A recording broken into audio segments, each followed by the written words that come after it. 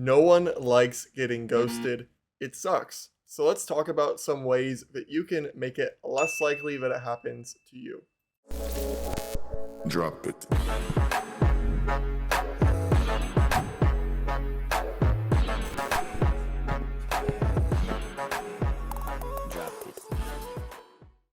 Hi, my name is Michael, and since 2015, I've been running successful online agencies, and I have been ghosted more times than you can probably imagine.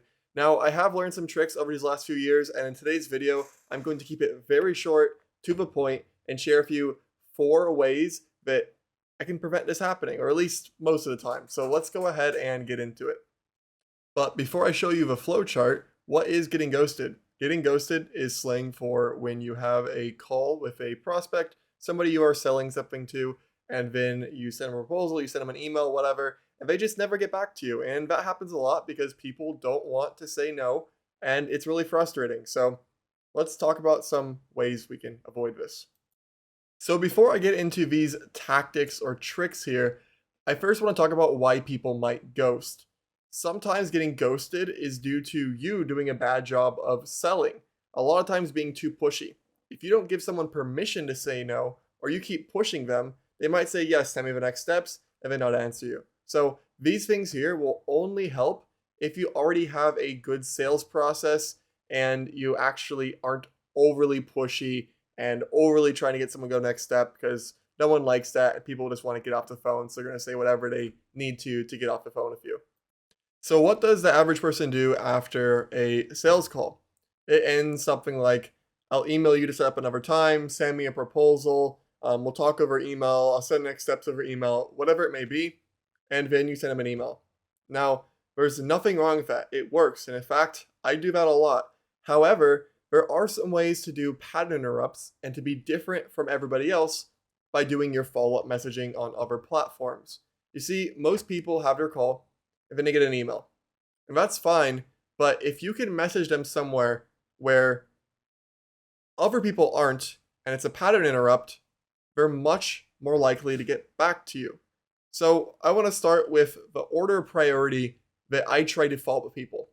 So after I have a call, and I know that they're actually interested in the next step, the first place that I'm going to try to communicate next steps, and I'll get into why I say try to communicate, is Slack Connect, followed by WhatsApp, followed by text, followed by the first platform we talk to, followed by email.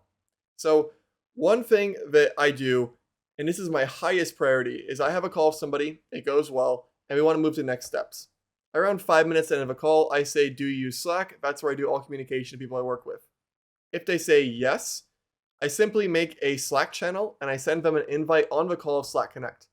If you don't know, Slack Connect is a way to connect 2 different Slack workplaces, and you're both inside each other's channels, so they don't have to actually join another channel. You don't have to join another channel. It's just really nice and streamlined. So hardly anybody does this at the end of a sales call, and most entrepreneurs are very active on Slack. It's where they work. Even employees are very active on Slack if it's where they work. So if someone is on Slack, I make that Slack Connect, and then I send all the next steps over that Slack Connect.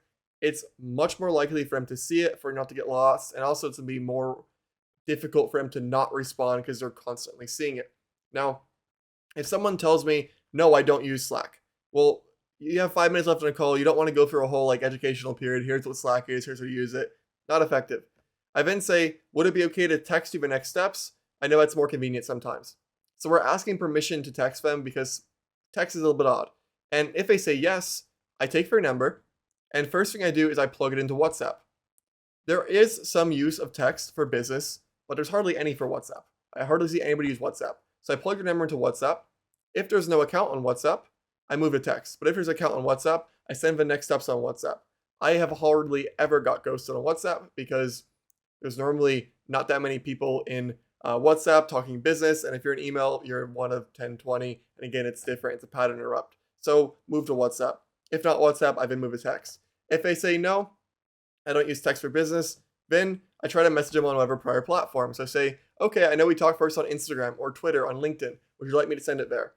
And normally the answer is yes, but if they do say email's better, I move to email. But ideally, we're messaging them on that prior platform where we have a previous conversation history. And then finally, if they do say no, just email to me, then we move to email. But the whole idea here is everyone does email. So if we can try to Slack Connect as a top priority, second, WhatsApp, third, text, fourth, to prior platform. If it's email, that's okay too. And fifth, email, we're going to have a much more competitive chance to be a pattern interrupt, to get their attention, and to get a response.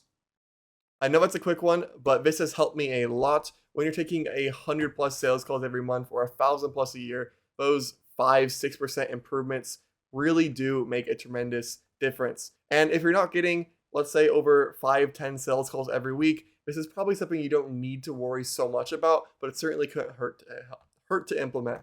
If you do want more help with your sales process and getting more meetings, you can check out b2boutbound.io. There is a great free training on there on how we use outbound prospecting to book 100+ calls for my agency. Thanks for watching. A thumbs up is always appreciated, and I will see you in the next video.